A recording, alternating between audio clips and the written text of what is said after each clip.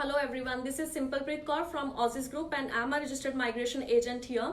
So today I would like to tell you guys about that how to add your partner in different visas. So everyone, we get many clients every time they're coming and they're saying that okay, they want to apply for partner visa, but every time that is not a partner visa. So when you're adding your partner in the student visa, so that's a student subsequent entrant, or maybe you can call that student dependent visa. But when you're adding your partner in the TR application, so that's a TR, or maybe if you're applying for the TR dependent visa, that is called TR subsequent entrant visa.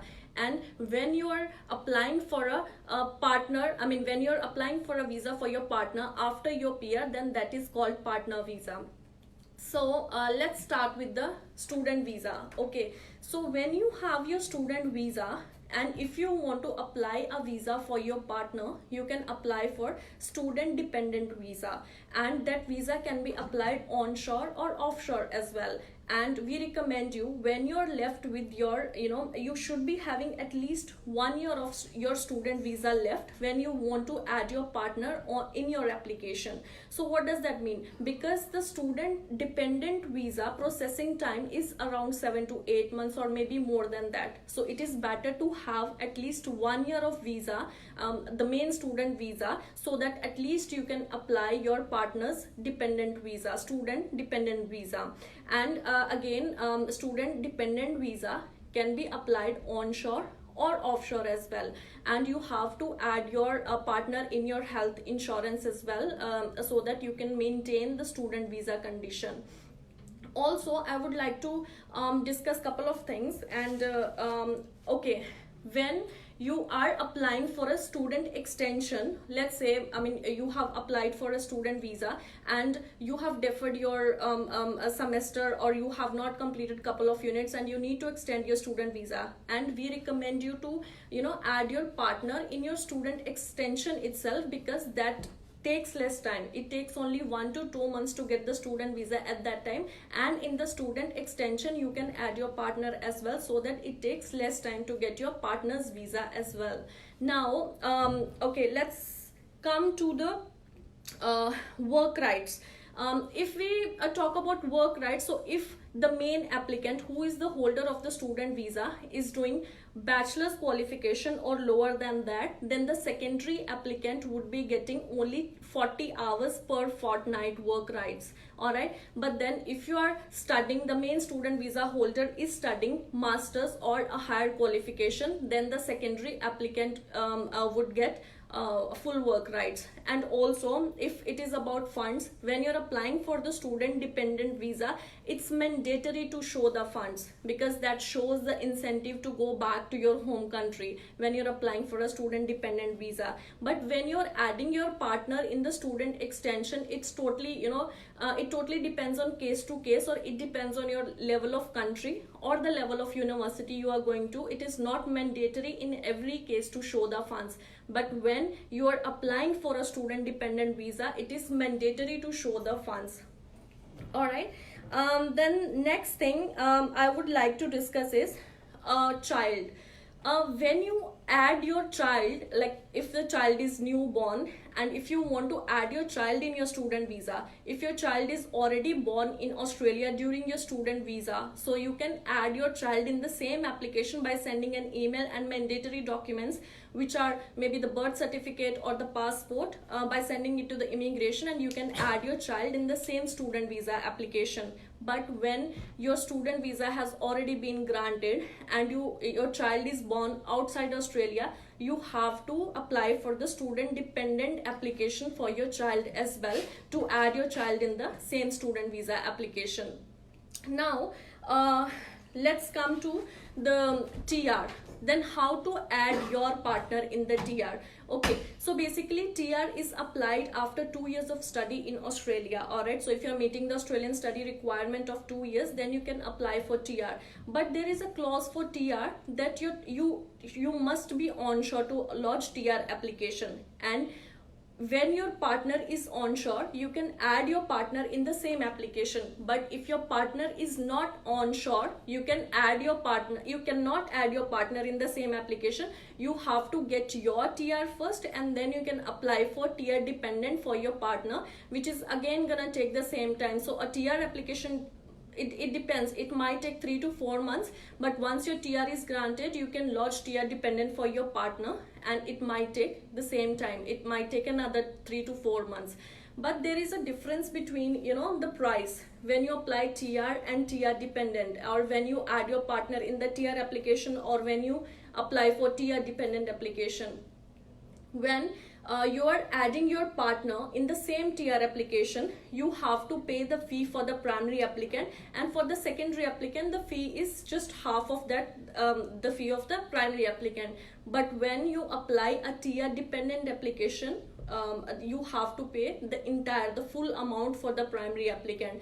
For example, for TR you pay $1650 for the primary applicant, but for the secondary applicant, if you're adding the secondary applicant in the same application, you pay $825 only. I mean, it is just the half of the fee of the primary applicant. But when you are applying for the TR dependent independently, all right, so then you just have to pay another $1650 for the TR dependent application as well. Again, TR dependent can be lodged onshore or offshore as well, and your partner gets the same work rights as you. I mean, your partner can study on TR, and your partner can work full-time as well. And after this TR, let's come to PR application. Okay, so when you have already lodged your PR application, so I would recommend everyone, if you get married, like during the application, you can add your partner in the same application by notifying the immigration in the change of circumstances. All right, you can fill that form and you can notify the immigration that there is a change in the circumstance, and you can add your partner in the same application, and you both will be getting the PR at the same time. This is the one thing you can go for, and this is the with the reasonable price. And your PR application might be delayed a bit, but then again it will be cheaper than the partner visa. Now, what is the partner visa? When you have been granted with your PR, and when you lodge a PR for the secondary applicant or your partner, then you have to lodge the partner visa. And that is again, partner visa is having 2 stages. When you lodge the partner visa onshore, again the processing time is 2 years, almost 2 years, and the immigration fee is going to be $7,700, you know. And when you apply partner visa offshore, the application fee is going to be the same, but the processing time is same again, 2 years. And your partner has to wait over there offshore. Your partner has to wait for 2 years, and then your partner can come here once your partner has been granted with the provisional visa. That's a provisional partner visa, and then your partner can go for the second stage of the partner visa. Now, we recommend when you have already been granted with your PR, so better to lodge the visitor visa for your partner once your partner is here in Australia, and then you can lodge partner visa, which is the onshore partner visa for your husband or wife. And that is how, you know, you can bring your partner here. But the processing time would be the same. I mean, it is going to be 2 years, but then when you lodge partner visa onshore, it is going to give you the bridging visa, which is gonna allow you to stay here in Australia. So this was a live session about how to add your partners in the main visas, like student visa or a TR visa, or maybe a partner like PR application. Also, I would like to comment here on 489 visa. When you are on a 489 visa, which is a provisional PR, definitely you can add your partner in the same application as well by applying 489 subsequent entrant visa. And 489 subsequent entrant visa can be lodged onshore or offshore as well. So you can bring your partner here in Australia by lodging an application for 489 subsequent entrant as well. Also, I would like to highlight a point here. When you're lodging 887 visa, which is the extended stage of 489, which is a permanent 7 visa, And but the condition is, if you, for example, if your husband has been granted 489 visa, and if a husband was the main applicant for 489 visa. Now for the second stage, which is 887, and which is a permanent visa, the wife can be the main applicant for 887 visa, but the condition is that wife has to meet the requirements of 489 as well, so that she can be the main applicant for 887 visa as well. So this was all about 489 subsequent entrant as well. Also I would like to give you couple of updates. So that immigration has just given an update that for professional year, external auditors, finance manager and internal auditors cannot claim 5 points if you have done professional year in accounting.